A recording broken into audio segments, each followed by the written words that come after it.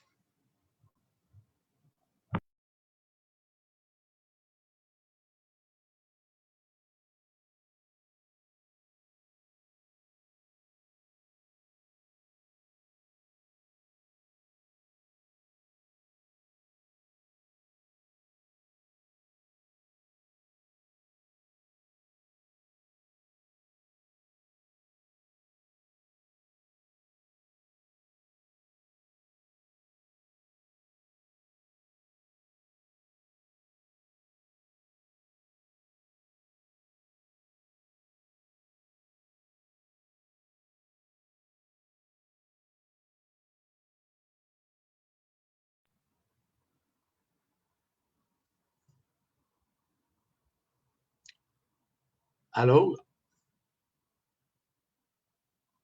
Yeah, Muhammad Usama. Hello. Your voice is clear. Can I start? Yep, sure. Okay. Thank you. Good evening. I am really very happy, and it's my pleasure and honor to start the second consecutive joint webinar between our society, the Egyptian Shoulder Surgery Association, and the South African Shoulders and Elbow Society. This webinar will be on instability, mainly on complications and failure. And renowned speakers will be participate on this meeting. In this meeting, we have Professor Mike Mulder from South Africa, Professor Hekrot Laubscher from Johannesburg, South Africa, Professor Ahmed Kandil from Alexandria, Egypt, Professor Yasser Safuri from Cairo, Egypt, Professor Mohammed Al-Assasi from Cairo, Egypt. And we have Professor Steve Rocher from Cape Town. And it is my honor to start with Professor Mike Mulder from South Africa. He will talk about the subject of is the letter J the best choice for a young contact athletes. Please, Mike, you can start.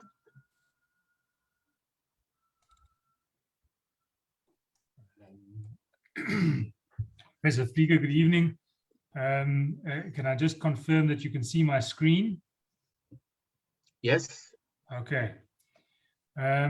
First of all, thank you very much for the invitation and thank you for the opportunity to talk. My name is Mike Mulder. I'm from Cape Town in South Africa. Two things that I have to just make clear at the start. The first is that I'm not a professor, but I'm working on it. And second, that the topic of my talk is going to be, is the ladder J the best option for the young contact athlete? Now, in addition to not being a professor, I also have no financial disclosures, but I do have a biased disclosure at the start, and that is that certainly in my topic, the answer to the question above is yes. My practice, the ladder J is my go-to procedure for the young contact athlete. But this is a common enough topic that we see in general practice as well as shoulder specific practice. And I think everyone's going to have some preconceived ideas going into it, but we'll dissect it looking at the literature. Let's just start by looking at the contact athlete itself. Now in South Africa, rugby dominates not only our national psyche, but it also our experience of contact sports. It's played by young athletes and old. But if we look at the list of that the American Pediatric Association supplied for contact and collision sports, we see that there are a number of expected names on that list, such as boxing, extreme sports, American football, and so on. But there are also some less expected sports, such as hockey, water polo, and what we in South Africa know as soccer, but is probably football to most of the rest of the world. And we must recognize that these sports are also going to play a role in other surgeons and are going to dominate their thinking about contact sports. Now, if we look at what is the best choice, really the two choices that we're discussing are between the Bankart procedure performed either open or arthroscopic versus the Bristow ladder J procedure. Now, we know from Burkhardt and De Beer's work in 2002 and what's been confirmed by multiple other authors since, and that is that the high and unacceptable failure rates with arthroscopic stabilizations in the presence of glenoid bone loss. There are a variety of means to calculate this bone loss. 2 and 3D CT scanning, including and as well as MRI, is used. But the consensus is that when you've got bone loss of more than 20% of the glenoid face, there's a high failure rate associated with arthroscopic stabilizations. Now, unfortunately, these Bankart fractures and bone losses are a frequent consequence of the collisions in both contact and the violence and aggression with which many sports are played. Professor Itoy expanded on our appreciation of the bone loss concept to make it a bipolar model, considering not only the bone loss on the glenoid side, but also the heel sacs. And his concept of glenoid on and off-track lesions has suggested that when you have an off-track lesion, Bankart failure rates are unacceptably high, and a ladder J is perhaps a better option. However, the ladder J is not only limited to cases where you've got more than 20% bone loss. This paper shows a higher return to sport in patients without bone loss. Over 50% of these patients had previous Bankart surgery, and they found that the results with performing a ladder J were sustained in a better way compared to the Bankart. This paper reviewed the literature on redislocations after Bankarts in collision athletes, and they found 14 studies which showed a higher rate of recurrence following Bankart surgery in this demographic group. Their recurrence rates varied between 0.4% and 28%. This study out of Argentina confirms the higher rate of recurrence in collision versus contact sports alone. They showed 15% recur in collision sports versus 0% in the contact-only group, and none of these patients had bone loss. The Koreans had a similar finding with higher rates of failed Bankcarts in collisions versus contact sports, with 17% in the collisions versus 6% in the contact-only group. Another systematic review of young patients around 20 years old showed 18% of recurrences with Bankcart repairs only. But when they took out the patients with bone loss, and they corrected for some of the technical factors, such as using 3 or more anchors and a correct setup in the decubitus position, they found that the failure rates following Bankcart were the more acceptable 8%. We have to recognize other factors too, not just the recurrent instability. And this paper highlights the poorer return to sport in collision patients after a Bankcart surgery, and the better rates of outcome scores in patients who are in a contact group. We also have to recognize that Bankcart's results deteriorate over time. Now, this study found that 12 years after a Bankcart surgery, they had a 36% symptomatic instability rate, 14% or 15% redislocations, and over 20% subluxations. And they had a 14% revision rate at 12 years. And these were not even specifically in contact or collision athletes. So we can assume, or possibly assume, that the rates would be higher in that group. Now, what about the Latarjet? If we look at the long-term outcomes in these two studies of patients in their 20s, so these are not the very young patients, they show low rates of recurrence with results preserved over 20 years. Now, the one group is a group where the mean age is 25 years with a recurrence rate of 8%. And the other one is the master, Gilles Walsh, with his almost 68 patients and a 20-year follow-up showing a less than 6% recurrence rate. This study is of a younger patient which shows a redislocation rate of 8.5% and a revision rate of under 2% in a long-term follow-up of younger patients with Latarjet. Now, Hevelius, in his longitudinal studies, provides an excellent direct comparison with a 17-year follow-up, making a comparison between Latarjet patients versus Bankcart. He found a 1% recurrence in the Latarjet group and a 5.6% in the Bankcart group, and also found better outcome scores in the Latarjet group. But we can't, of course, ignore that the Latarjet is a more complex procedure with a steeper learning curve and far more scary complications. Cape Town group found a 30% complication group, including some really worrying things such as nerve injury, infections, and screw penetrations. So let's look then at about the younger patients. Now I know that the concept of youth is different in different countries, and that Egyptian goalkeepers seem to stay young forever. But we have to recognize the importance of age in its prediction of rates of recurrence. Once again, Hevelius provided an excellent demonstration of the high rates of recurrence in patients who have their first traumatic dislocation in their teenage years as compared to those who have it at later in life. So if we look specifically at the adolescent patients, this group of 49 adolescents containing 58% of patients who competed in American football found a 10.3% recurrence 6 years following a Bankcart surgery. But they only found 80% of those patients were able to return to their sport.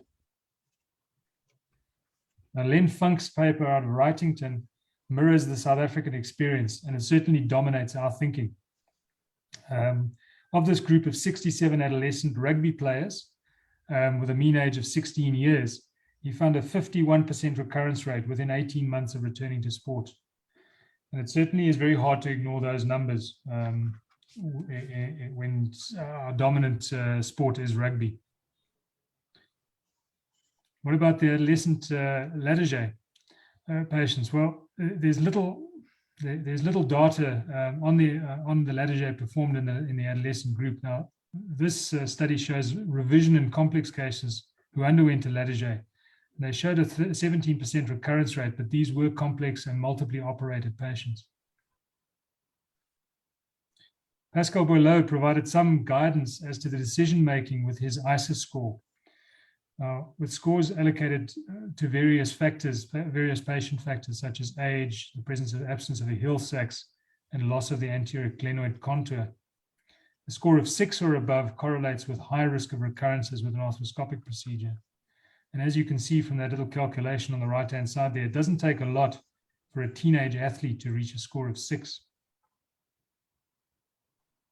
The ISA score has been criticized from both sides. The Korean group found no correlation between recurrence and ISA scores in their retrospective review of 120 patients who'd undergone a Bankart repair. While this study on the right-hand side found it too conservative and found that a score of 4 and above correlated with high failure rates, and therefore recommended a Latarjet procedure in patients who'd scored 4 and above. When we consider gender, this epidemiological study confirmed that that most data certainly relates to the male athletes, but it predicts a rise based on the changing profile of women's sports. They highlighted also the greater role that ligamentous laxity plays in these female athletes, and that certainly has to factor into our decision making. Our group in Cape Town found high rates of complications in the Latarjet with the female patients and lower rates of return to sport. But fortunately, this meta-analysis of both arthroscopic as well as Latarjet patients did not match our experiences. So I don't know if I've managed to change anyone's mind about whether the Latarjet is the better choice in the young contact athlete.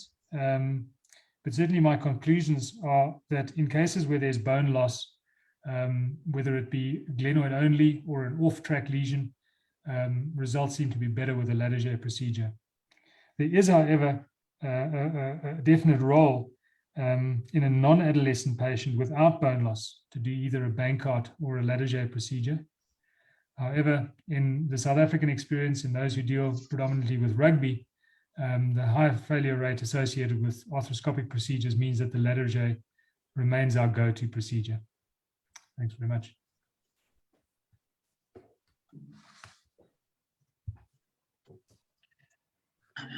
Thank you very much, Mike, for this very exciting, interesting presentation. I think there are many questions to be asked and discussed. I would like to present the second speech from Professor Laubscher about perfecting my arthroscopic Bankart repair. Thank you, Professor, and thank you also for the invitation by both the Egyptian Society and also the South African Society. It's an honor to address you on this topic. It seems this topic is maybe not even an option because of what Mike has shared regarding the poor results. I just want to give you a disclosure and firstly just touch on some anatomy which I think is prudent when considering doing an arthroscopic Bankart repair. It's important to note that your inferior glenohumeral ligament complex actually has an anterior band as well as a posterior band. And in the video courtesy of Dr. Roche, a colleague of mine in Pretoria, you can clearly see that the posterior band actually has quite an important role. And it seems from recent studies and literature that this posterior band also plays an important role in anterior-inferior dislocations. And I think one should consider addressing that when performing a arthroscopic Bankart repair. In my practice, and then I think what's important to consider is your first-time dislocators, to identify them. Can you confirm that it's been subluxed or has it been a confirmed dislocation? Age, as Mike has prudently pointed out, is extremely important and has a big influence on long-term outcome. And then, of course, the bony involvement that's been discussed extensively.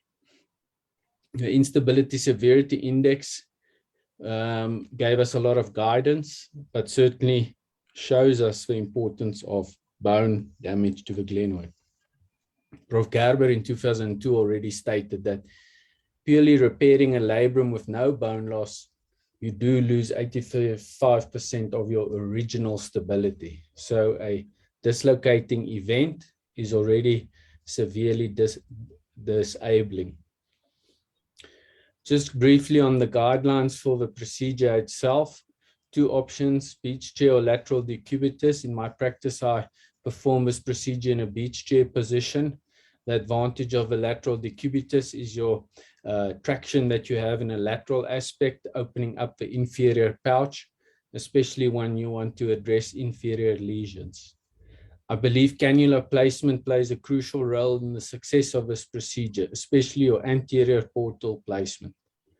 I use an outside-in technique, and that is your best option to place your cannulas in the correct position. Divergent cannulas can help you prevent equipment, tools challenging each other.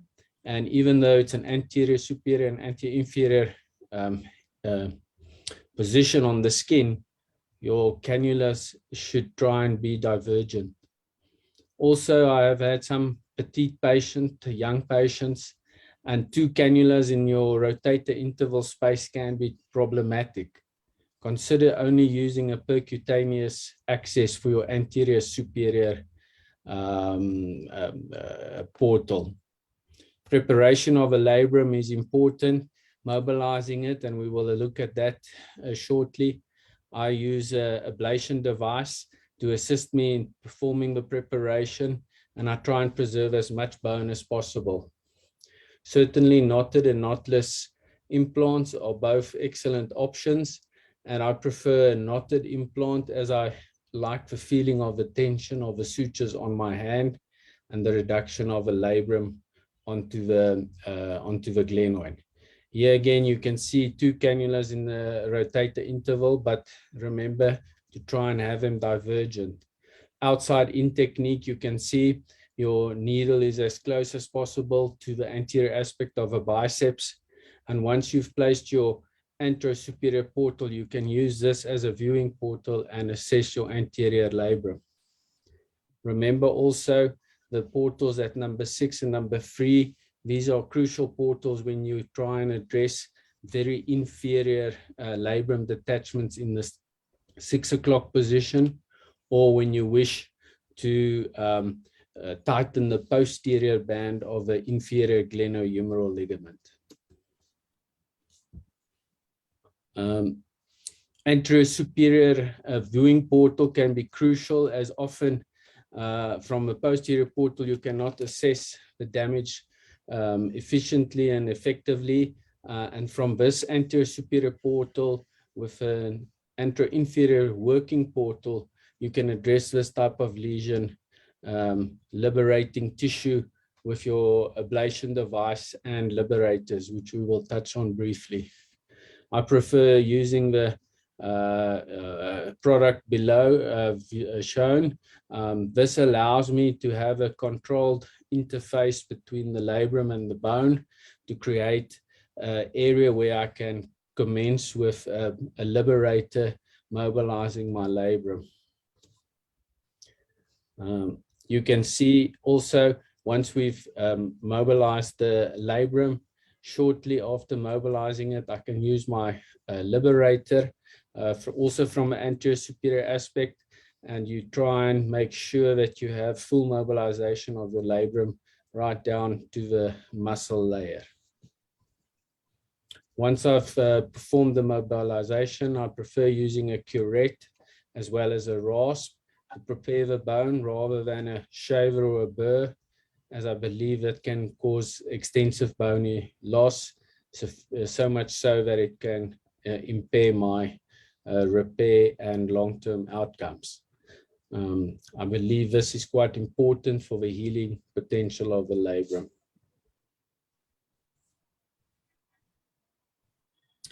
After mobilization, certainly you mobilize your labrum, you determine the amount of reduction required, especially from inferior to superiorly.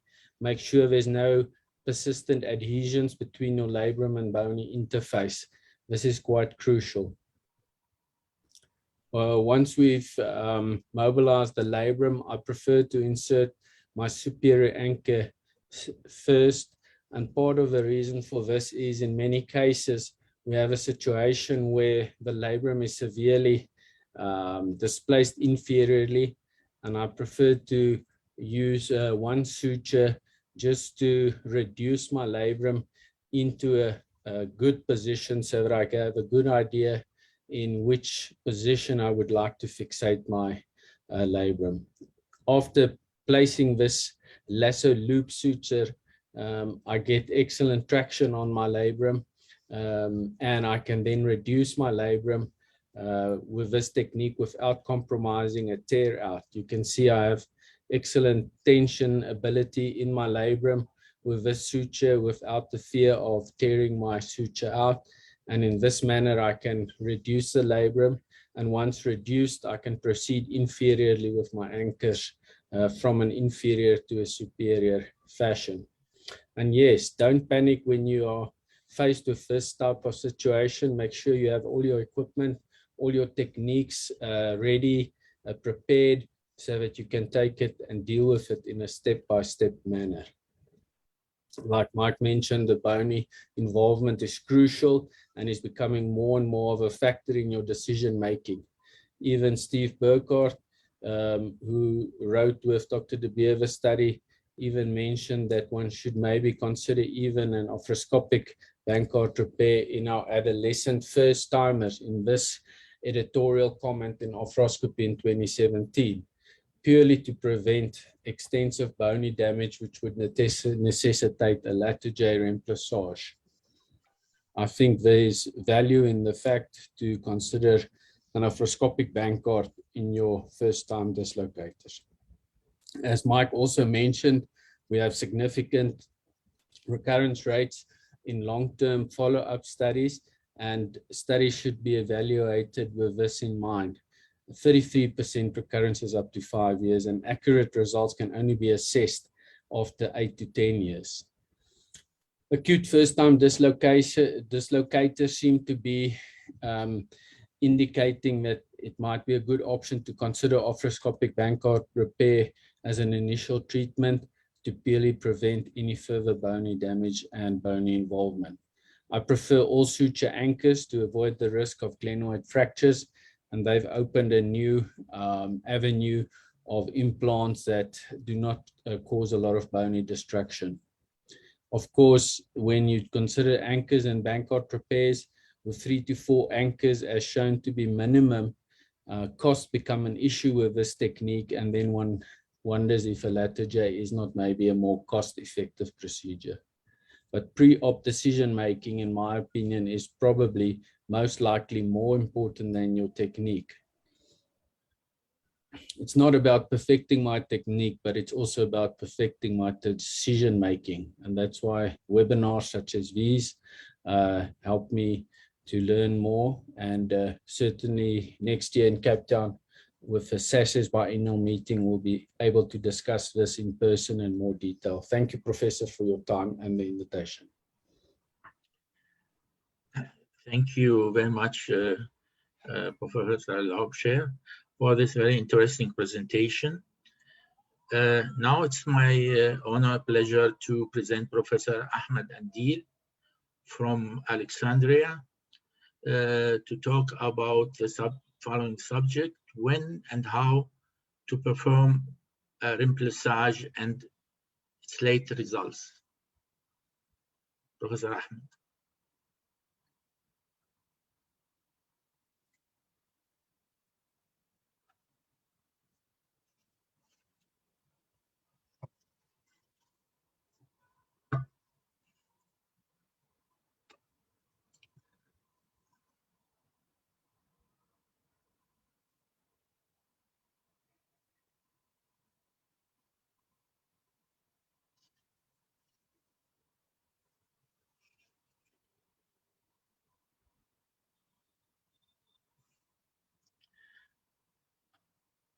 We don't hear you.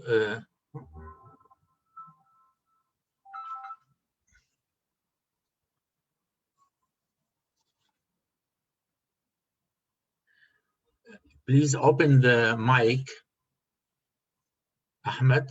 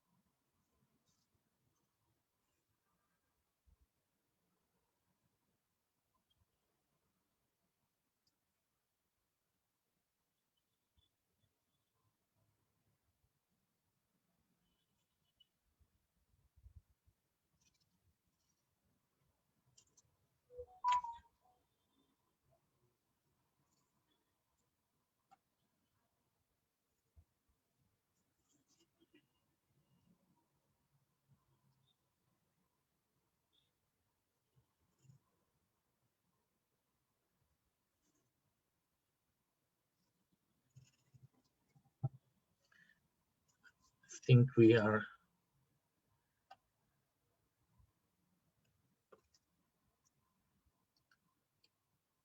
We are not getting your sound.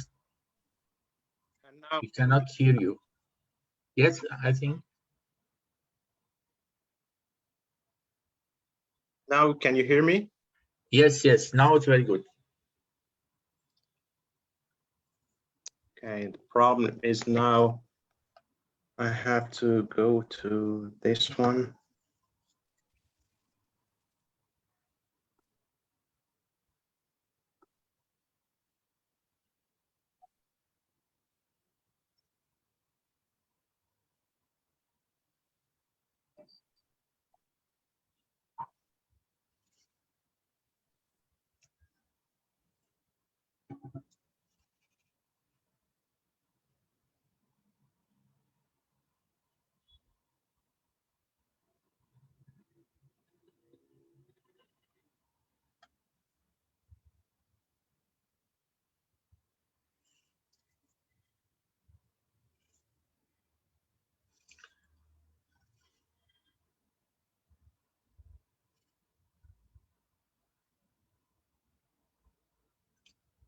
Hello. Now you are back. Are we all good now? Can you hear me now? We can hear you. Okay, so we'll try to do it again. Sorry for this problem, technical problem, and what happened. Great, we see it now. So, okay, sorry for this technical problem. Actually, I'm happy to be among you, a phenomenal panel. And over the next few minutes, I'm going to talk about when and how to perform remplissage. It started in 1972 when Connolly described the transfer of infraspinatus tendon into the humeral defect, which is the Hill Sachs, through a posterior approach.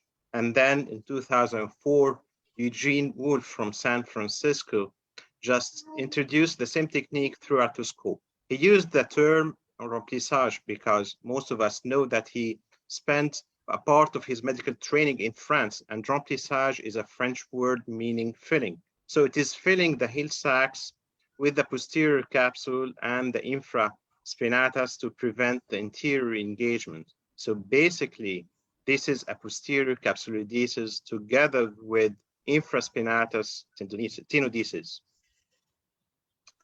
Actually, he said that the idea came to him after reading the article published by Burkert et al. And Dibert in Arthroscopy in 2000, when they studied or reviewed the failure after arthroscopic Bankart repair. And they just found that about 14 of 21 of these failures had Hill Sachs and glenoid defects.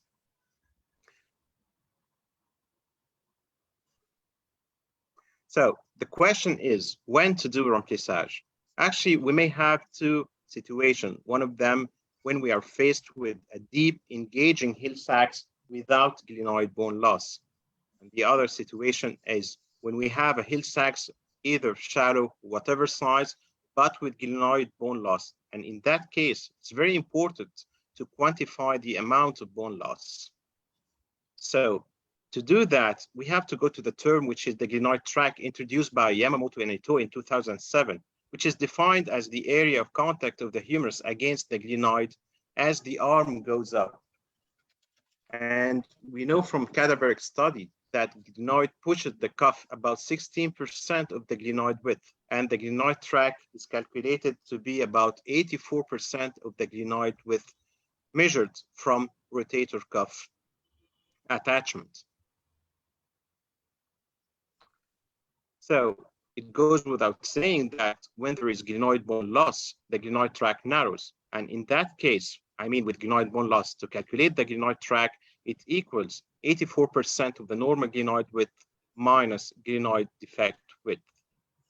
Di Giacomo, Itoi, and Burkert in 2014 in Arthroscopy, they published a very interesting article which is entitled Evolving Concepts of the Hill-Sachs Lesions from Engaging Non-Engaging Lesions to On-Track, Off-Track Lesion. And said that the Hill-Sachs is within the margins of the glenoid tract, so no engagement occurred, and it's called an on-track lesion.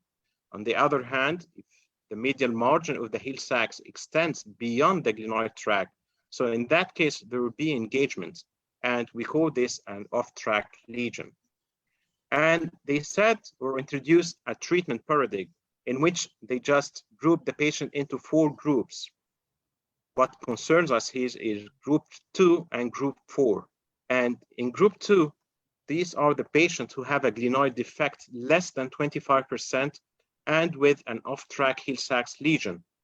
And in this situation, the best treatment is arthroscopic Bankart repair plus remplissage. And for group 4, where there is a glenoid defect more than 25% and also an off-track Hill-Sachs lesion, here the treatment is Laroget plus remplissage. And they said that it's almost never needed, meaning that Laroget is more than enough. So when we come to the next point, how to perform remplissage? Actually, we begin with preparation of the Hill-Sachs by removing all fibrous tissue from the defect, and we prepare the bone bed for better healing afterward. And then we pass the sutures without tying the knots. Then we address the Bankart lesion by doing a classical Bankart repair. And then we go again backwards just to tie the knots of the posterior anchors. So this is a video to show you how it's done.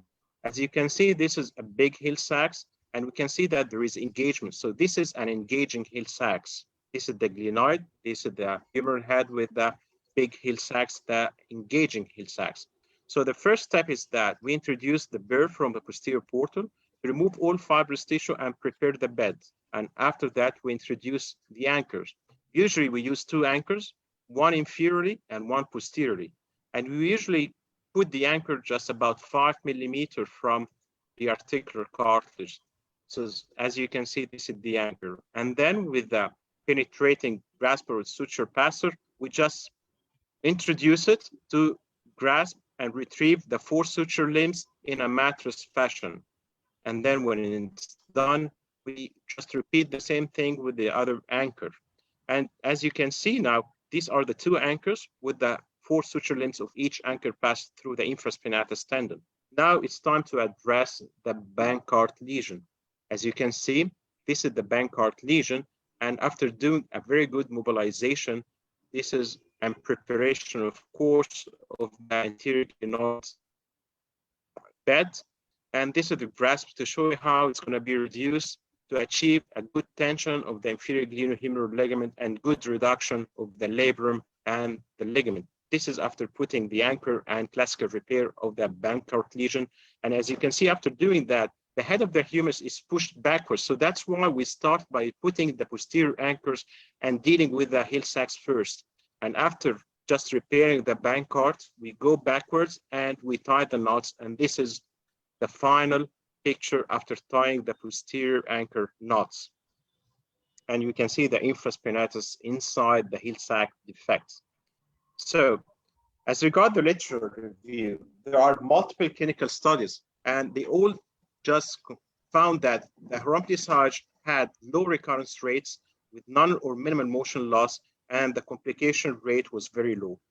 Also, there are multiple systematic reviews that show the same things, low recurrence rates and none or minimal motion loss, and with very low complication rates. When we come to long-term results, there is a nice article published in 2019 studying or comparing 39 bank cards versus 28 bank cards plus remplissage with a minimum follow-up of 10 years. They found that the patient in the bank card group, 11 of them out of 39 patients had apprehension or recurrent instability, while in case of remplissage, none of the patients had apprehension nor instability. They also found that the functional scores were statistically better for remplissage.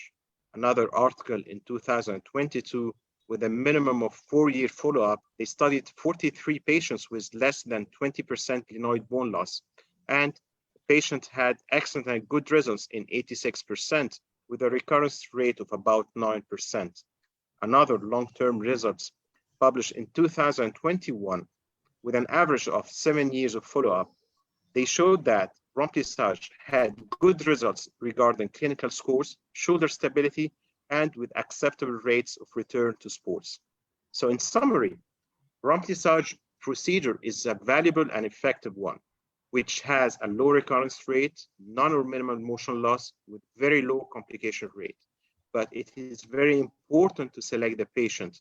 And it's also very important to quantify the amount of glenoid bone loss. This is an important factor if you want your surgery to be a successful one. Thank you very much.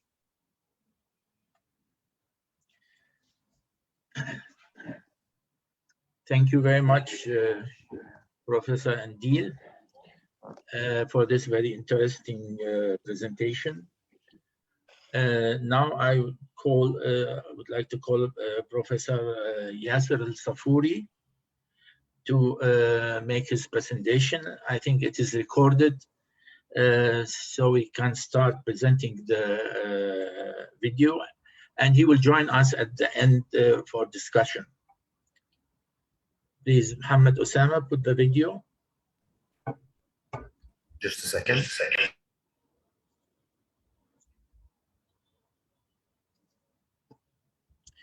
The presentation will be on open capsuloplasty for failed surgery of recurrent shoulder dislocation.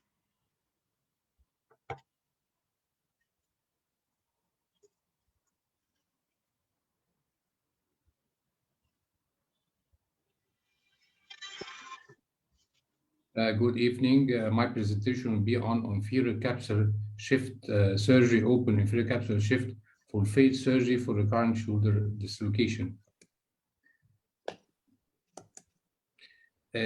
So the aim of our work is to review our cases. There are 16 cases for failed surgery of recurrent shoulder dislocation, in which we operated on by open capsular shift.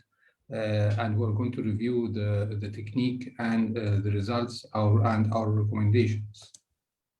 Management of these cases of failed surgery after recurrent shoulder dislocation are very difficult and very challenging.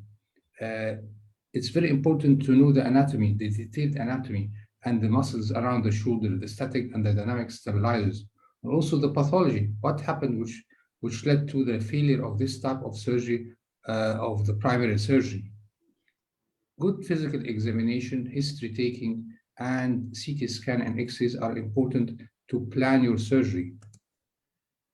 The different causes of failed surgery. Most of us are satisfied by the results as the primary treatment of recurrent shoulder dislocation, but still there is an incidence of 3 to 25% of recurrence after doing these primary surgeries for recurrent shoulder dislocation. So what are the causes, or what are the mistakes which led to the failure of this type of surgery? Maybe under appreciation of the bony defects. If you have a big bony defect, either in the glenoid side or the head of the humerus, then this may be a cause of your failed surgery. Or if there is excessive capsular shift, which may be another cause, or a technical error, especially in these cases of lateral and their fixation and how to orient your graft. Or there may be a missed pathology other than the primary pathology as injury of the rotator cuff or the interval.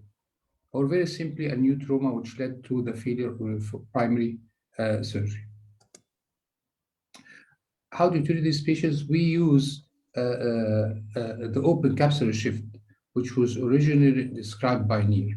But there's a new paper in 2021 reviewing about 20 years of follow-up of these cases of open capsular shift with very satisfactory results. This is the technique which we use, which we think is very suitable for recurrence after failed surgery, in which you want to see the anatomy and guard against injury of the nerves. So the technique of open surgery here is very suitable, especially if the patient was operated upon previously by 1 or 2 failed surgeries.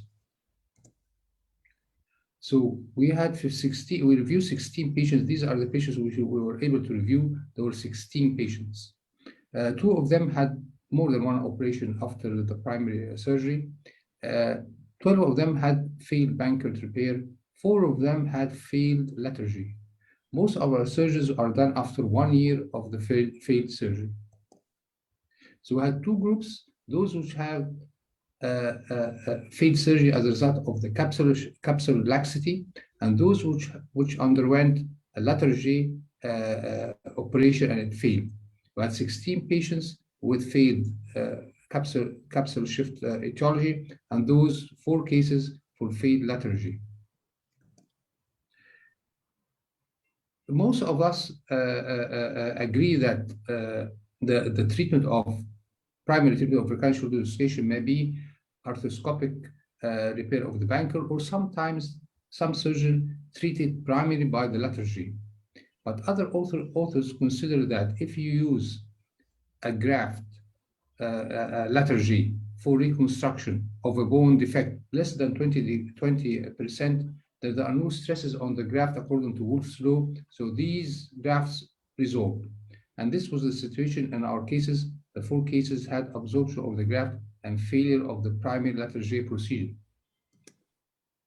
There are certain limitations for this type of technique if there is osteoarthritis of the glenohumeral joint, or if there is severe loss, bone loss, either in the glenoid side or the humeral side, more than 30%. This is a contraindication. Proper X-rays, AP, lateral, and axillary views are done. CT scan for detection of the bone defect, either in the glenoid area or in the humeral area. So this is the CT scan which is done, which shows the defects. So on the left side, the glenoid shows an inverted pear-shaped glenoid. This is a contraindication of our technique. On the right side, there is the Hill-Sachs lesion, big bone defect, which is also a contraindication for this type of procedure. So simply the algorithm of treatment is either there is an osseous defect, and this is detected by the CT scan, or no osseous pathology as a start. Then from each type of this group, there's a way of treatment. Those with bone defect, either glenoid defect or humeral defect, but I will not discuss this. My colleagues in other presentation will show us how are we going to treat recurrent shoulder dislocation with bone defects. I will be talking about the capsular laxity, which can be operated upon either by arthroscopic capsular shift and Bankert repair again, or open capsular shift, which I believe that it's very suitable for the recurrent cases on top of previous surgeries, as I said, because you can localize the anatomy, guard against injury of the nerves. So this technique is valuable in some of the cases. This is the technique in which we take a T-shaped incision in the capsule, a longitudinal incision, then a transverse incision hitting the area of the Bankert lesion. So the procedure is very simply a deltopectoral approach. Identify the subscapularis and separate it from the capsule and retract it medially. Deal with any other pathology or defects. Then you begin to create your capsular incision, which is a longitudinal incision reaching as inferior as possible. Then a transverse incision hitting the area where there is the glenoid injury. Then you're going to prepare the glenoid and remove any foreign bodies or any fixation, previous fixation. Then you begin to pull your inferior capsule as high as possible. If it is redundant, you can remove a part of it. and the superior part of the capsule is pulled down, so there is overlap between the two capsules. The patient is put in the neutral position for 4 weeks, and there is a protocol of physiotherapy. This shows us on the right side, this is an elite diagram showing letter J operation, in which the graft is put in a proper place, splitting the deltoid, splitting the subscapularis, but this is not real life. In real life, there is distortion of the anatomy. So we should identify some important structures. Like on the left side here is the musculocutaneous nerve, which pieces the conjoint tendon. This musculocutaneous nerve can be identified and drawn under your finger to be away from the step of capsular incision. Also, the axillary nerve, which passes through the coronary space, should be identified. Otherwise, you will end up by paralysis of the deltoid. This is the technique here, as you see, deltopectoral approach. Identify the subscapularis muscle. At least you can identify the upper part of the subscapularis muscle in the revision cases in which sometimes you don't find proper anatomy. You should insist to find at least the upper part of the subscapularis, identify it, dissect it from the capsule, retracted. Then you go deeper to the capsule, begin to do your incision, as you see here. This is the longitudinal incision as inferior as possible. Then you begin to put your transverse incision, which hits the area where there is the Bankert lesion or the glenoid pathology.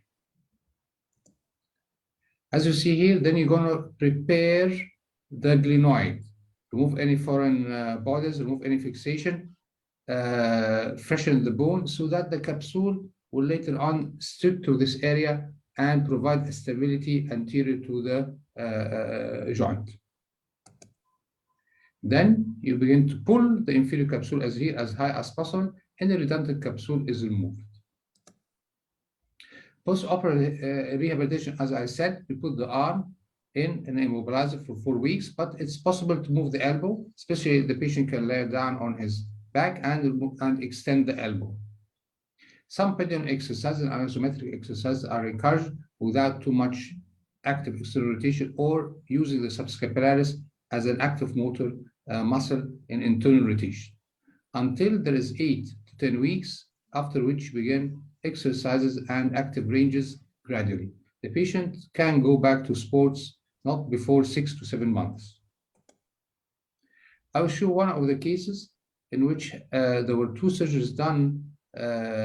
One of them was arthroscopic Bankert repair. Another one was an open surgery without a proper report, but I think he entered and did like application of the capsule.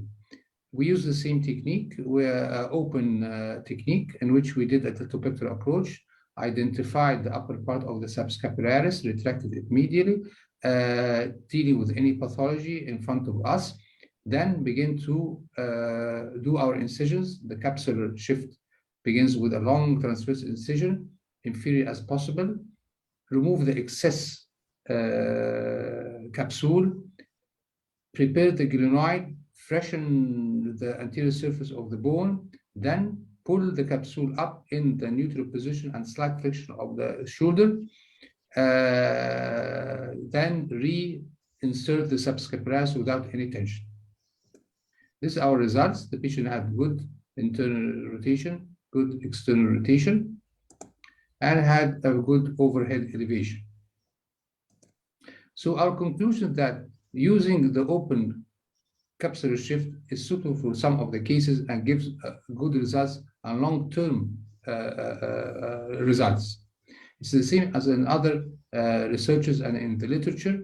So we conclude that it's a nice technique with good clinical results and good follow-up as a results, activities, and return to sports. So the take-home message is you should have a high index of suspicious for the untreated pathology as the etiology of the cause of failure, and address all important pathology during revision surgery. At the same time, we believe that Restore anatomy to normal as much as possible is a must. And this is the beauty and the advantage of the open capsular shift. Thank you very much.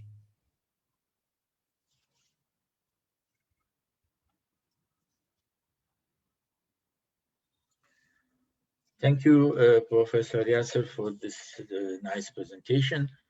I think also it will be a good discussion theme. Dr. Yasser will join us in the discussion.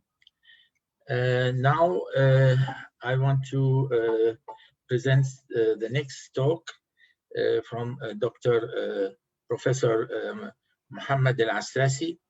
He will talk about arthroscopic treatment of failed Bankart repairs. I think he's with us. Yeah.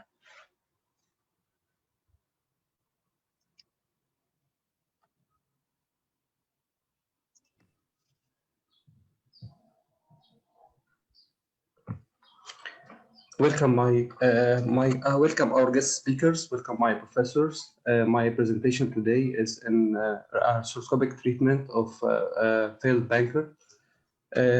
In patient with failed primary stabilization, the surgical technique must be thoroughly evaluated to determine the etiology of failure. Causes of failure can be divided into preoperative and intraoperative, post-operative. The preoperative causes include significant glenoid bone loss, engaging Hill-Sachs lesion, Hagel lesions, multidirectional instability. Intraoperative causes: failure to sufficiently mobilize the labrum and the attached capsule will not restore proper capsular tension. Also, improper placement of the anchors. Post-operative causes: patients must be strongly cautioned regarding the risks of contact sports, the importance of avoiding at-risk positions. Instability Severity Index Score. A 10-point preoperative score has been created to stratify patient with regard to risk of recurrent instability, guide surgical decision-making in primary shoulder instability surgery. Instability Severity Index Score, ICE score. The score is based on patient age, level of sport, type of sport, presence of hyperlaxity, presence of Hill-Sachs lesion, presence of glenoid bone loss. In Belg and Poilot study by 2007, gave us score of 3 or less had recurrence rate of 500%. Score of more than 6 had a recurrence rate of 700%.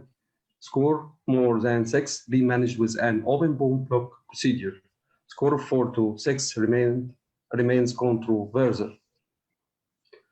Arthroscopic revision options: arthroscopic revision Bankart repair, arthroscopic inferior capsular shift, arthroscopic Latorji, arthroscopic bone block procedure. Indication for arthroscopic soft tissue revisions: minimal glenoid bone loss, satisfactory capsular tissue. Indication for arthroscopic Tony procedure: glenoid bone loss more 200%, engaging of tracheal Sachs lesions, poor capsular tissue due to prior surgery, multiple risk factors for recurrence like elevated ISIS. Arthroscopic revision Bankart repair, top technical pairs for the procedure. Elevate all the labrum and capsule as one large sleeve until it can be adequately reduced up onto the glenoid surface. Augment the revision Bankart repair with an inferior and post-inferior capsular application through a 7 o'clock portal. The 7 o'clock portal location is typically 2 finger breadths distal and 2 finger breadths lateral to standard posterior viewing portal. Using a transsubscapularis 5 o'clock portal is helpful too. Place the anterior-inferior anchor in optimal trajectory, especially in revision case in which the glenoid may be compromised. Use a double-loaded anchor in the anterior-inferior position when bone loss and previous anchor prohibit placement of multiple anchors.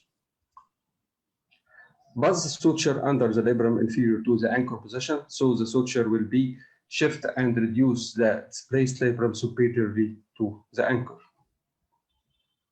In a systematic review of 16 articles and 349 patients undergoing revision arthroscopic Bankart, arthroscopic pancreas repair found an overall recurrence rate of 12.700%. Arthroscopic inferior capsular shift indication: shoulder instability due to capsular ligamentous laxity or secondary redundancy in absence or after repair of pancreas lesion, humeral avulsion of the glenohumeral ligament, or anterior labral periosseous sleeve avulsion. The technique described by Dr. Bassem Flega in 1996. The technique depends on abrade the sulcus of the humeral neck, vertical incision along the neck, horizontal incision between the middle glenohumeral ligament and inferior glenohumeral ligament, crochet closure, and reinforce the capsule. The technique published in Arthroscopy Journal by 2004 by Dr. Bassem Flega, and long-term results published in the American Journal of Sport Medicine by 2012. The result was 9,500% got to excellent results, 9,800% returned to normal function with minimal pain. All patients except 10 with minimal pain returned to overhead throwing activities. The goal of arthroscopic inferior capsular shift: decreased translation of the head, centralization of the head, shortening and strengthening of the capsule, better capsular quality. In this slide, we observe the slide before inferior capsular shift and after tying the knot and inferior capsular shift. We can notice the head become centralized to the glenoid. Arthroscopic inferior capsular shift is a cheap, relative short-term surgery with no disposable. Learning curve is middle, high rate of post-operative normal function. Arthroscopic lateral J procedure indications: glenoid bone loss more than 200%, engaging of tracheal sacs lesion, poor capsular tissue, multiple risk factors like elevated isostole. Biomechanics of lateral J or arthroscopic lateral J: bone block, increased conoid arc, conjoint and subscapularis tendon augment anterior inferior capsule and gave us sling effect. Technique: coracoid osteotomy, coracoidus conjoint tendon transfer to anterior inferior glenoid rim via subscapularis split, internal fixation of the graft. Arthroscopic lateral J is difficult learning curve, less initial pain, excellent graft position, similar complication and recurrent instability rates. Thank you.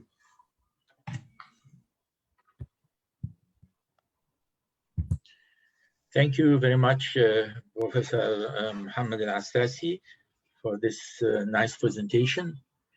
Now I want to call the last presentation.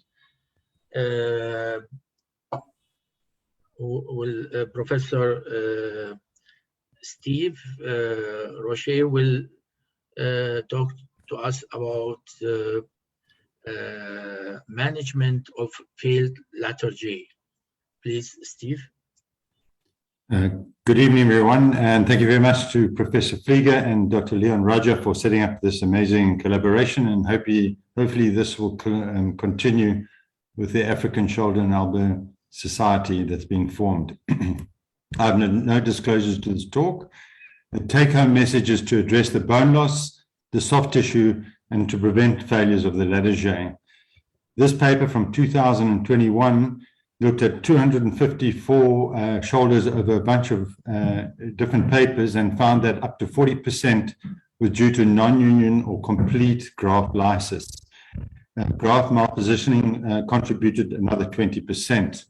The inhibinate and the arthroscopic capsuloplasty, as we've just heard from the last speaker, was the two procedures used in most of these revision cases, and their conclusion was that reasonable clinical outcomes was obtained, and proposed a combination of both these procedures. The outcomes still had a recurrence and complication rate of about just under 20%, with 8% having recurrence. However, compared to primary lateral J procedures of 80% to 90% return to play, only 51% return to play at the same level. This paper that analyzed the failures came up with the same problem of non-union, resorption, graft fracture, and graft malpositioning. We looked at our own lateral J's back in 2011 and published on this in 2014, And once again, graft fracture, non-union, and resorption were problems. We also identified a high-risk group, which were epileptics, drug users, and then patients who had a primary Latarjet for a chronic desiccation. This paper that looked at the high-risk group found another group, the older patients with massive cup tears, voluntary desiccators, and micro-instability who had worse outcomes when doing a primary Latarjet.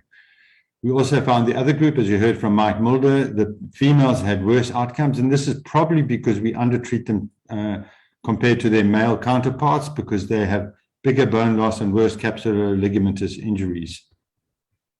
In Warner's review in 2013, they also highlight bone resorption and fracture as well as screw complications as a reason for revision surgeries.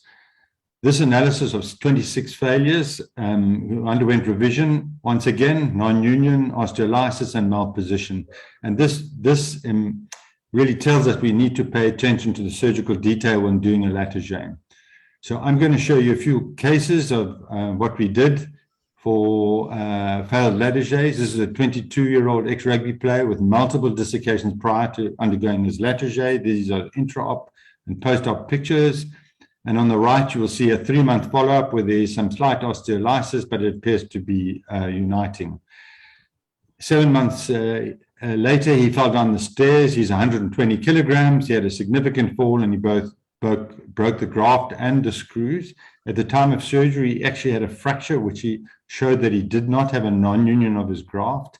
And he underwent a successful Eden Hibonite with a good range of motion and no instability at a 10-month follow-up, and these are his post-operative films. The next is a 19-year-old male who had a seizure following a septicemic shock after a knee operation. He came to me at 4 months with a non-union of his coracoid, glenoid bone loss, as well as a large Hill-Sachs. He underwent a fixation of his non-union of his coracoid, as well as a Latarjet, which made the coracoid fixation a lot easier. At 3 months later, he had another seizure and he desiccated and broke his screws, and he underwent this Eden Hibonite procedure.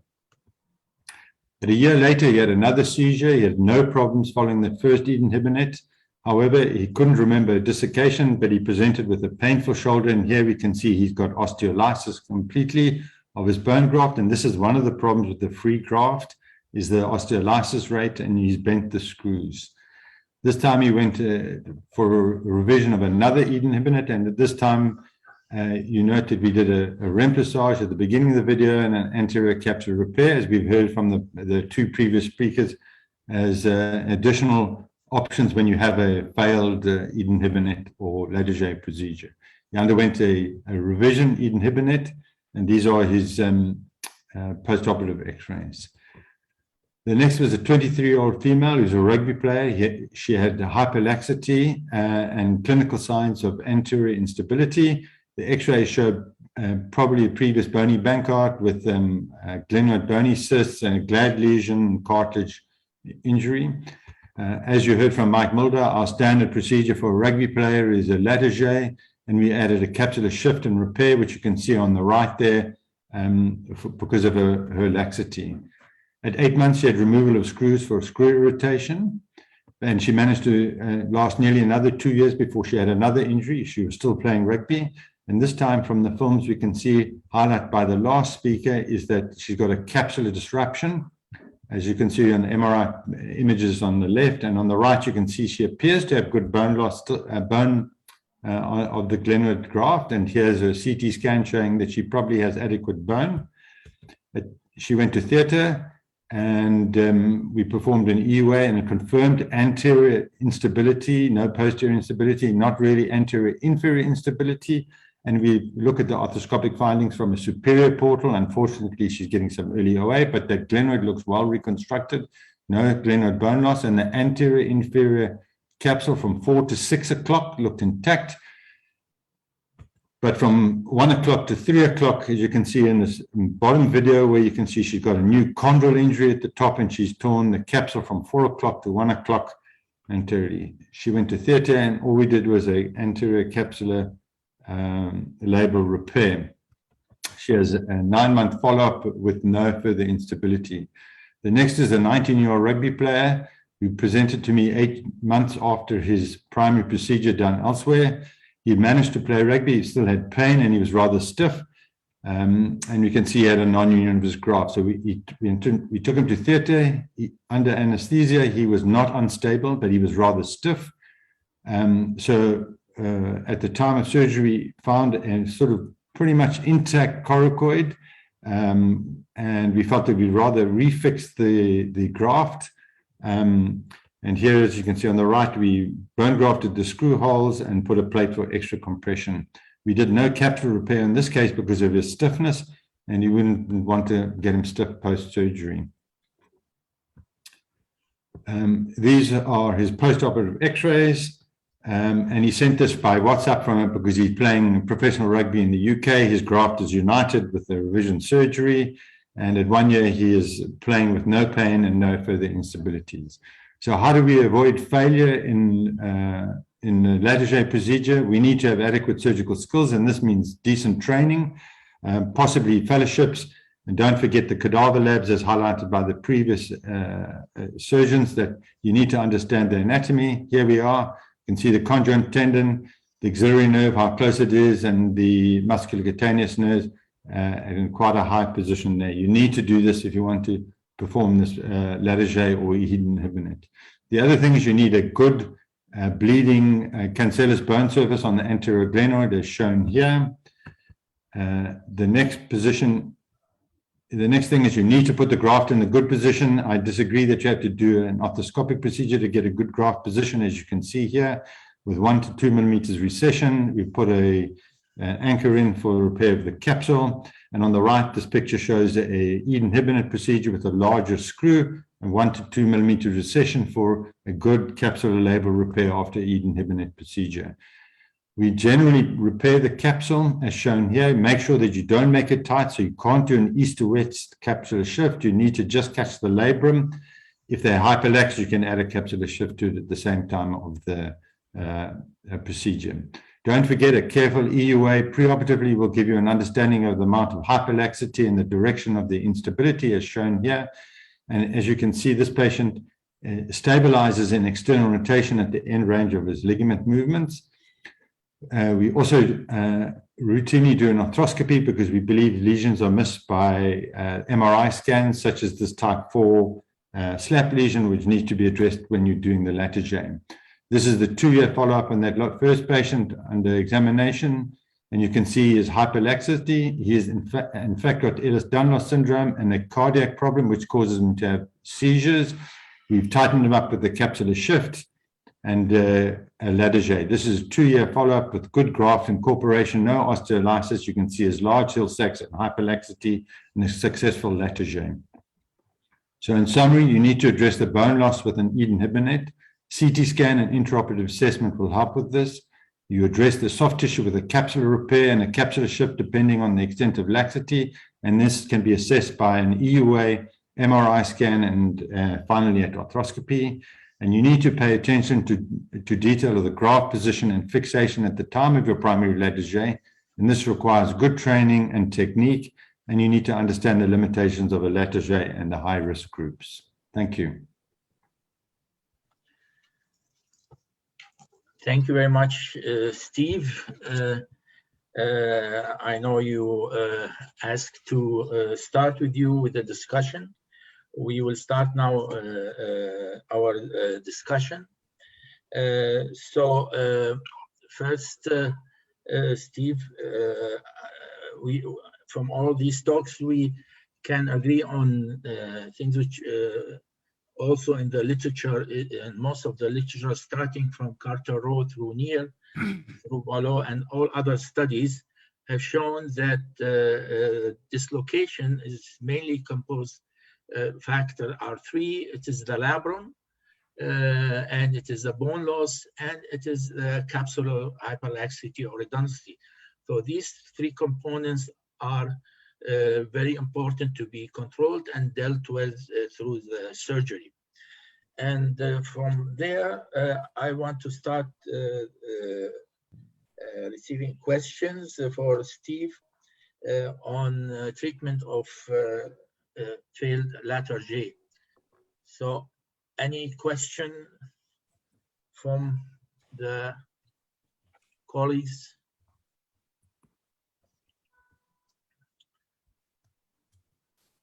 Maybe I'll make a comment here, Basim. I think the speakers tonight have highlighted the varying approaches to different problems that we have faced. And as you rightly said, we need to address all three.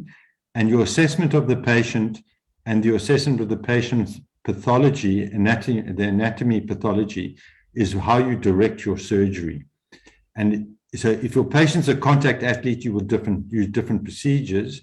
And if they're a non-contact athlete, then you address the different problems, which are capsulolabral, Bankart, and bony issues. And I think it's been a very comprehensive talk showing really good results if you choose the correct patient and the correct pathology that you're treating. Yes, I agree. I have a question. The cases of lethargy, which you do, are all of these cases having a bone loss, or also you do lethargy in case where there is no bone loss? I think the first speaker will come also in this discussion. So that's for you, Steve. So unfortunately, as you heard from Mike, the failure rate in the young athlete, contact athlete, which for us is rugby, is very high. Len Funk actually showed if you're under 16 and you have a Bankart repair and return to rugby, I think his figure was just under 90% have a failed Bankart repair. We learned this back in more than 10 years ago and have moved to doing lethargy in this group of patients with really good results. And it's we haven't published on it, but and rightly, one of the other speakers also highlighted the problem though with this group. If they don't have bone loss, they tend to get screw irritation due to osteolysis, but they are stable. And it's a simple procedure to remove the screws in their off season. And it's a return to sport within a month after that. So we do it for people without bone loss. And we do it for patients who are contact athletes or have hyperlaxity, as Gilles Walsh highlighted, and many other authors as well with the hyperlaxity. We add a capsular shift to that lethargy procedure because they still get mid-arc instability, I think, because of the capsular laxity, and they're right onto the graft. So we add a capsular shift at the time of the lethargy. I'm not sure if Mike wants to make any comments either. So I understand that if the patient does not have a bone loss, but he has a recurrent dislocation and he have a capsular hyperlaxity or mini trauma redundancy, enlargement of the capsule. So you do lethargy with capsular repair. Yeah. That's correct. Okay. That's correct. Any comment? Basim, in the case that you're talking about now, if you do not have a contact athlete, if you have, say, a semi-contact athlete, and you don't have bone loss, does your approach change from an arthroscopic to an open procedure? Do you have any? I mean, we often talk about whether we should be doing open Bankart repairs for these patients as an intermediate step between trying to avoid the limitations of the arthroscopic and the complications of the lethargy procedure. This question is to Steve. Oh, no, to you, Basim. Well, if I have a capsular enlargement and capsular redundancy, in case of recurrent dislocation or recurrent Bankart, so I will do an arthroscopic Bankart repair with inferior capsular shift. In the case there is no bone loss. But from my experience, I mean, in cases of fracture of the anterior rim, with the bone is most of the time it is medially displaced about 1 centimeter or half to 1 centimeter, and it is heal to the glenoids. So what I do actually in this case, I don't do letter J, but I osteomize the bone, the bone block, and move it back to its place and fix it, if possible. If not possible, also I will shift to the other methods, either letter J, Bristow, or again, so but most of the cases, all this is done arthroscopically. The Bankert repair, the capsular shift, and the reconstruction of the fractured anterior glenoid rim. Thank you. Okay. Wasim, I'm going to leave. Thank you very much. Thank you very much to the speakers. A really Thank you very much, evening. Steve. Thank you. Thank you, guys. Happy Bye. having you. Thank you. Bye. So we will go back now to the first talk to Mike. So any questions?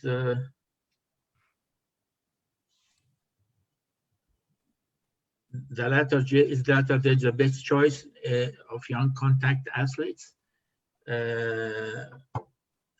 So Mike has presented that letter J in young athletes bring good results, especially in contact sports. So any questions?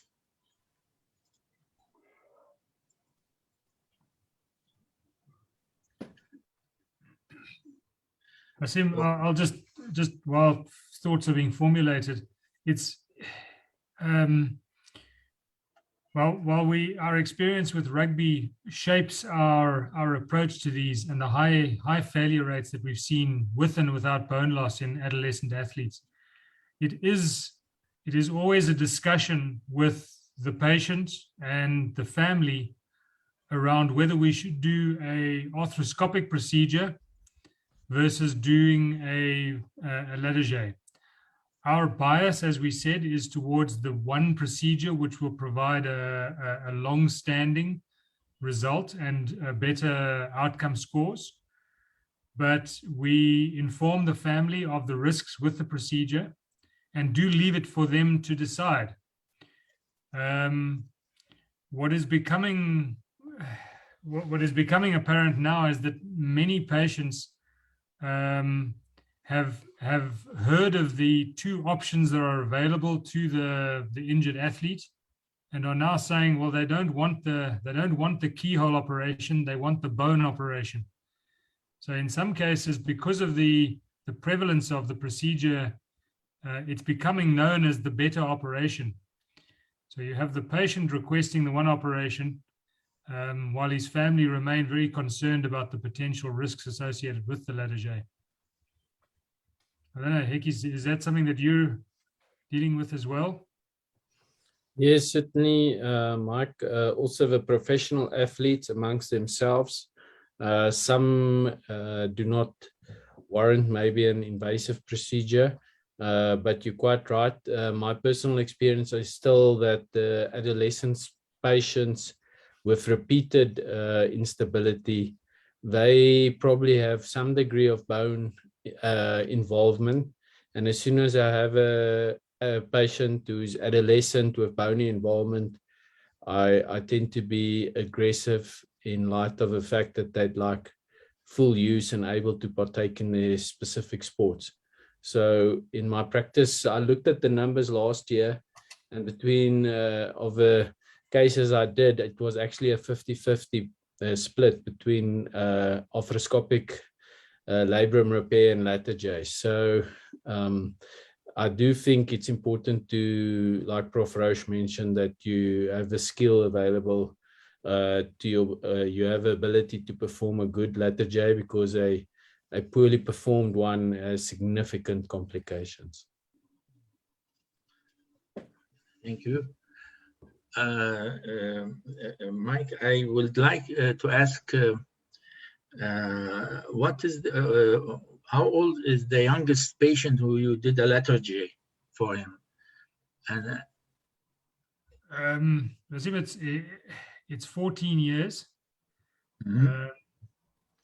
I will say that he is a 14-year-old who will stand in front of me and look me square in the eye. So he is a very well-developed, muscular 14-year-old who weighs more than 80 kilograms. So he was a very big boy. And what is also very common in South Africa is that every father thinks that his son is going to make the Springbok team, the national team. And as is common, the parent would say that it does put the responsibility on us as the surgeon to counsel very strongly.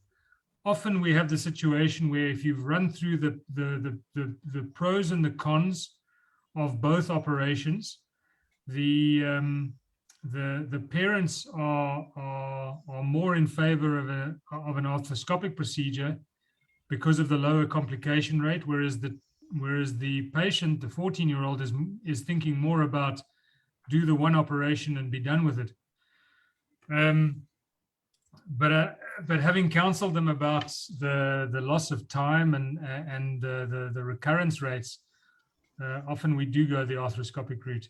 I have on occasion seen patients who are younger than that, who we've made the decision to do rather accepting the fact that they do have very high risk factors, to do an arthroscopic procedure in the knowledge that if they continue playing high level of contact sport, they may get a failure, but then we've lost nothing to perform a ladder at the next episode of instability.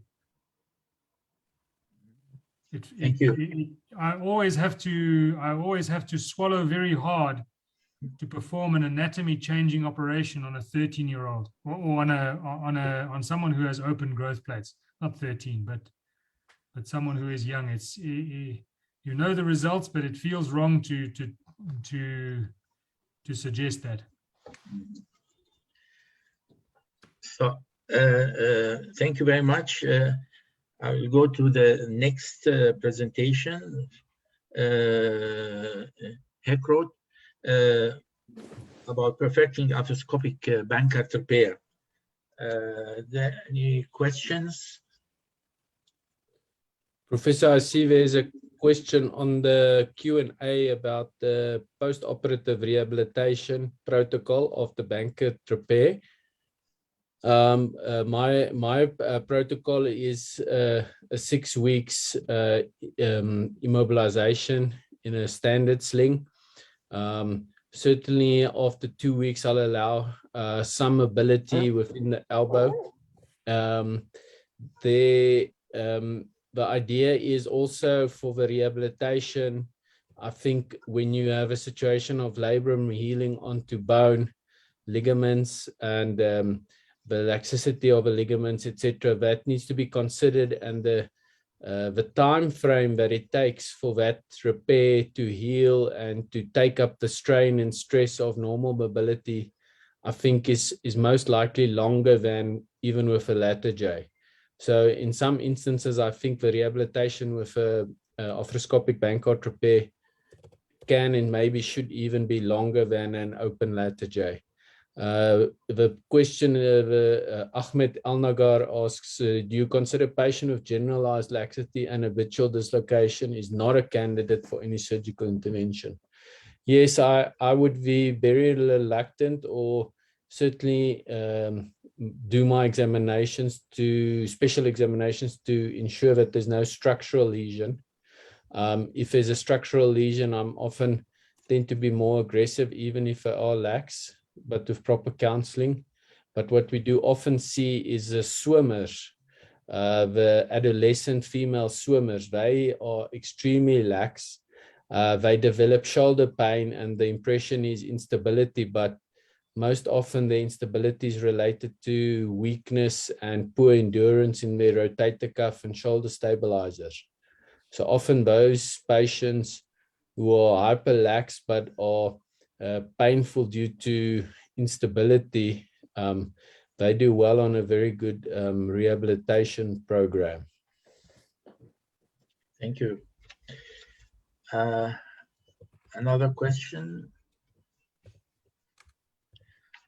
I have a question. There are a recent paper last year measuring the volume of the joint. It is by Eberbach, and they measured the volume of the joint of the capsule in cases of recurrent dislocation, preoperative and postoperative, and they found that it is about 35 milliliter average preoperative, and after the inferior capsular shift or capsular repair, it was 19.3. These results were compared to normal patients, and the normal patient capsular control group was 21 milliliters. So we can see from this that in cases of recurrent dislocation, there is increase in the size of the capsule from normal. So dealing with the capsule and labrum and returning it to its normal size is actually can help very much in the result. So the question is how to measure and to make this size the normal size, not over tying or less tying. So do you have any method you use while doing that? Yeah, I think thanks for question, Prof. Experience in your preoperative examination under anesthesia helps you develop a feeling of instability and laxity. But during arthroscopy, often when you place your arthroscopy and you do your diagnostic arthroscopy, you evaluate capsule, you evaluate posterior capsule, anterior labrum, posterior labrum. And when performing that, you certainly get the impression of the axillary fold or the inferior pouch of a capsule being very open, very easily to access. And I think if you are experienced and you evaluate extensive amount of shoulders, you will notice that these patients with the instability often have this bulging, poorly constructed capsule, especially in the inferior pouch. And I think that's where my point comes in about the inferior capsule and releasing your inferior labrum up to 6 o'clock, even into the posterior area.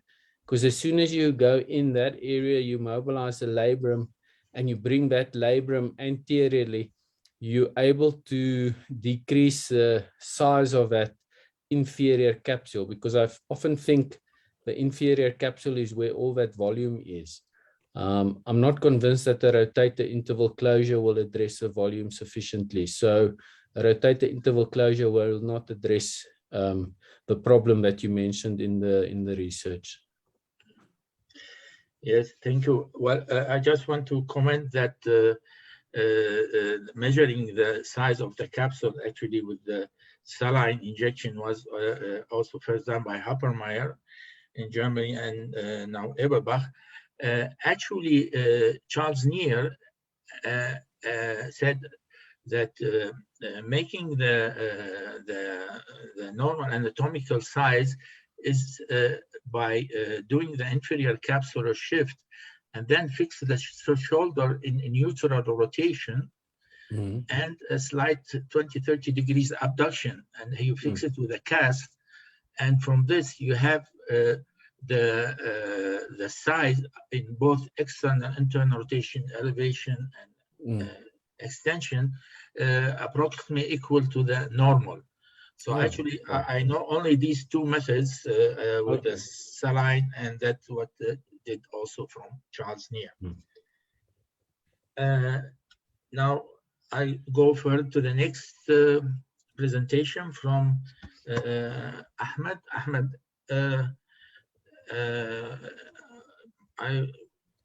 Is there any question about this presentation on when and how to perform remplissage and race results?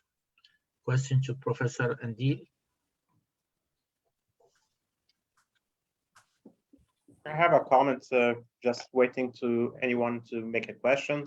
As regarded lethargy, actually, I totally agree. It depends on the age of the patient and whether he's indulged in a contact sport like rugby, American football, or martial arts like judo. In my practice, in these patients, even if they don't have an a glenoid bone defect, I tend to do lethargy. And I do perform arthroscopic lethargy, and this gives me the advantage of just see how I put the graft just in contact with the anterior glenoid surface and where to put the screws, etc. So I do believe that lethargy is not only in presence of glenoid bone loss, but it depends on other criteria like capsular hyperlaxy, like contact sport, especially in these patients, the athletes, they want to return to the sport as soon as possible, and they are eager to practice their sport in a high level, especially if it is a contact. So lethargy is the solution, actually. Okay. Do you do the lethargy with any ligament capsule? No, actually, because combined with it. No, actually, I don't do that, because in France, when I did my fellowship with Lafosse, with Laurent Lafosse, actually we noticed no difference if we do repair the capsule or we don't repair the capsule. Actually, we had the same results. So I just do arthroscopic lethargy. I don't do anything with the capsule.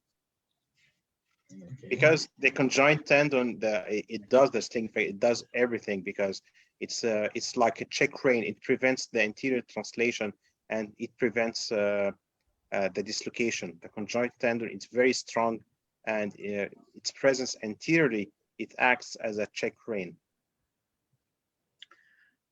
I think, Mike, you agree with that? Definitely.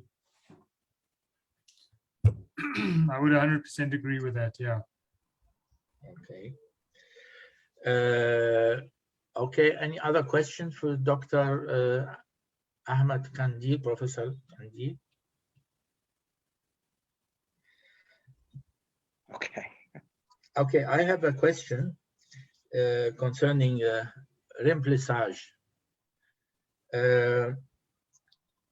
Many studies have demonstrated some loss of external rotation. Yes. And also interesting study have shown that this loss of external rotation appears in the first 6 months after the operation, while on the long run it becomes better. So do you think that the reason may be that the remplissage will be, the capsule will be detached again from the Hill-Sachs lesion on the long run, so that the external rotation have become better, or there is another cause for that? I believe, yeah, you know, it goes without saying that with time, the laxity of the tissues, you regain the laxity of the tissues. So it makes sense that with time and you gain some elasticity back and you gain some range of motion. But mostly the cause of having a restricted motion in case of remplissage, that I believe it's due to a surgical technique, because when you pass your instrument, you just have to go as far lateral as possible in order not to take a big part of the infraspinatus inside the Hill-Sachs defect. Because if you do that, you're going to face with a restricted external rotation, with a restricted motion after your surgery. So the key point here is when you put your instrument, the clever hook or just the penetrating grasper, whatever the instrument that you're using to retrieve the suture limb, just try to be as lateral as possible, not to take too much infraspinatus and posterior capsule tissue. So this is very important key points in order not to have a restricted motion. Okay, thank you. Another question? Okay, now I hope it's Dr. Yasser with us.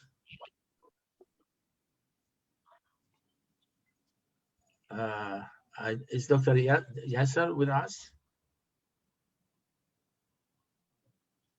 No, I don't think. So I will go to the next presentation by Professor Mohammed Al-Assasi about arthroscopic treatment of failed Bankart repair. Is there any question?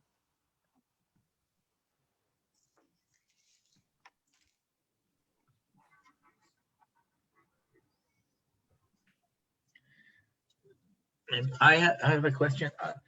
The arthroscopic Bankart repair or in recurrent dislocation, you have mentioned you're addressing the pathology. So it's an actual reconstruction of anatomy procedure by reconstructing the labrum and reconstructing the capsule and the capsular size. And by doing that, you'll get an anatomical situation which will have a result like any normal other shoulder, another normal result. Also, this is of course in case if there is no bony lesion. So, do you have any method of getting the anatomical size of reconstruction of the capsule and ligaments, or as the colleague said, you do that from your feeling, as Steve said, by doing the arthroscopy, or I mean by seeing so when the capsule. I try to take the when after I assess my patient meticulously, and I will go for arthroscopic intervention by managed soft tissue, or I will go for bone procedure. If I decide no, there is no bone loss, and I will do soft tissue, I can do MRI and go also for MRA to know the real volume of the capsule, and take a good idea about soft tissue. And here I can take two measures or two methods. If I go to repair with anchors, I will try to use the 7 o'clock portal. It gives me another option to use a new bone with this at 7 o'clock and at 6.5 o'clock portal. This will make a capsular shift, and this will use a new bone in the glenoid, which can allow me to put my anchor in a new bone, and make me do a good shift to the capsule and close the redundant capsule. And in case, and also when I put my inferior anchor, I will use the 5 o'clock portal to get perpendicular, or my trajectory perpendicular to the glenoid, to avoid the glenoid, the weak glenoid, and get away and take a good trajectory to the glenoid. And if I have another way, I can use the inferior capsule shift. Inferior capsule shift is a good method because I get away and don't use any anchors in the glenoid, which may be used weak. So I can do a flap from the capsule and shift this flap and make inferior capsule shift by this flap.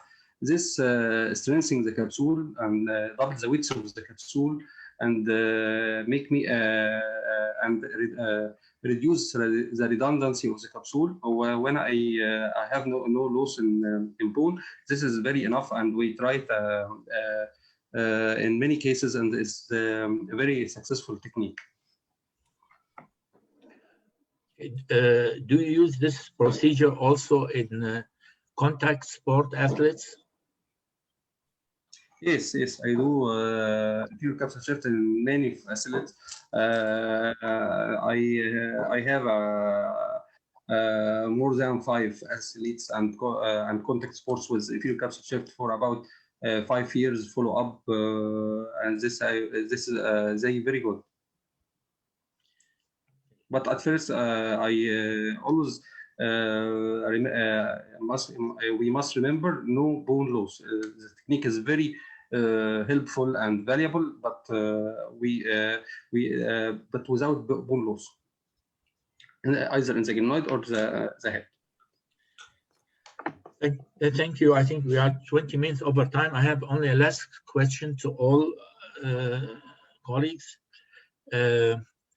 What about recurrent dislocation in patients below 12 years of age?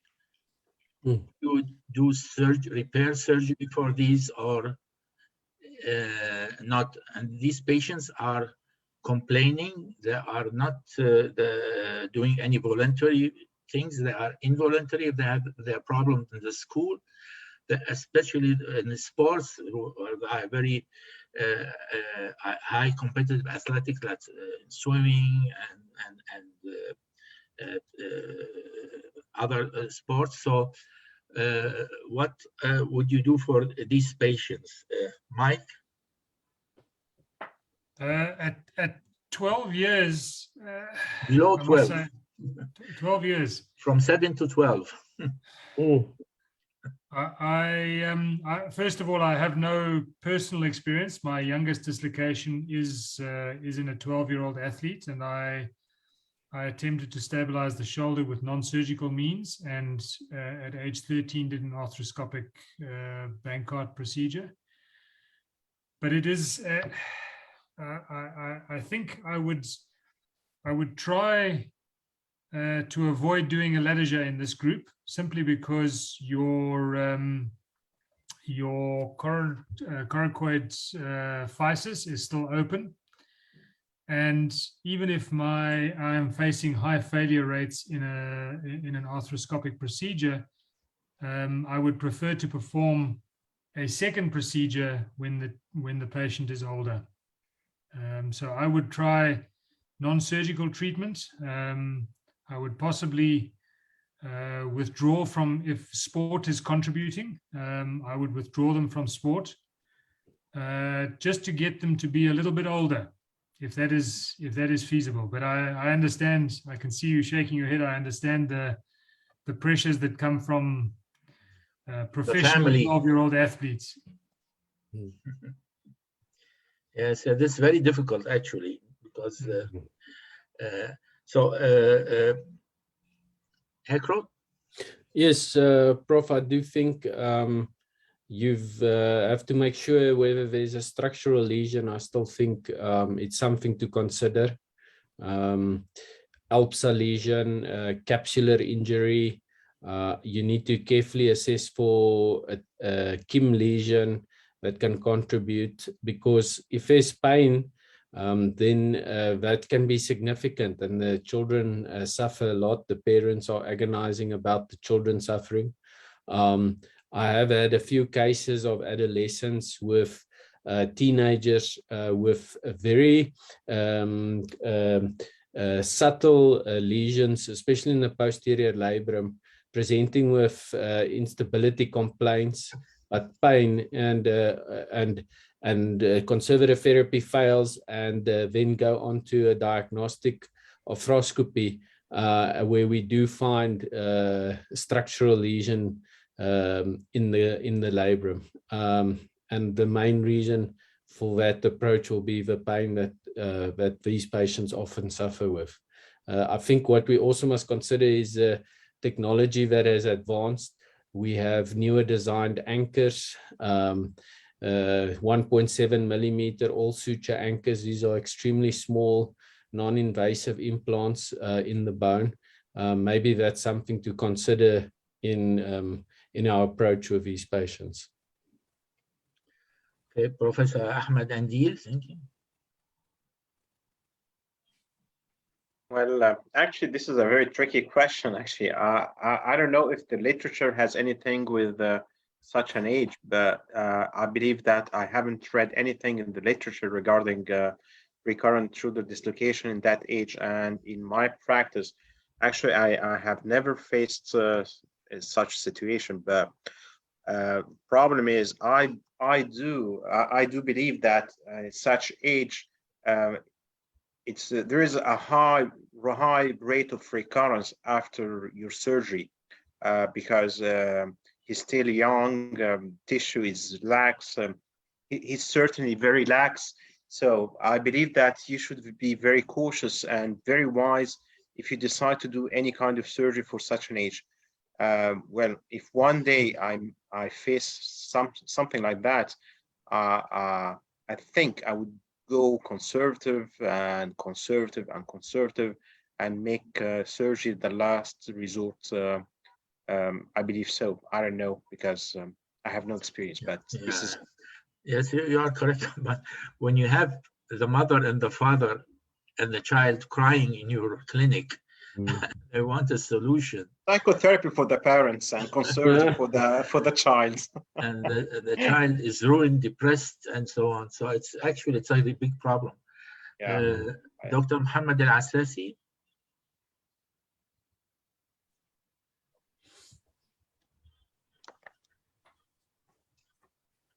Dr. Assasi.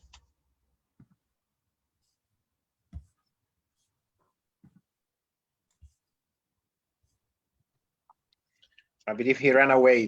This is a difficult question. He ran away. Okay, I know this is but actually I faced a lot of these cases, and that's really a problem. I think we have to do something scientific work on this problem. And what would you do? What do you do for these patients, Dr. Besser? Well, I try, of course, conservative, as you said. But you come and the patient comes to you, is crying, he cannot study, he cannot play, and I tell him to wait for a couple of. He said, "I will." So actually, most of these cases are hyperlax cases and enlarged capsules. So actually, I do inferior capsular shift, and I have also a follow-up of more than 12 and 13 years. Of some cases, and there is no recurrence after that. That's actually my experience, but it maybe I had 12 cases on all of them in the last, say, in the last 10 to 15 years. Okay. Okay. So finally, thank you very much. Thank you for your participation. Thanks for the audience, and we will see you in the next webinar, which will be on the rotator cuff. And also, it's my pleasure that it will be also in combination with the South African Shoulder and Elbow Society, and I hope it will be a very interesting webinar like that one from today. And thank you, and bye-bye to all of you. Thank you for our friends from South Africa. Thank you very much. Thank you. It was very enlightening, and thank you for also joining us, that we could be together. Yeah, sure. Thank you. Looking forward to just next time. Definitely. Thank you very much, everybody. Thank you. Thank you. Good evening. Bye-bye. Bye. Bye-bye.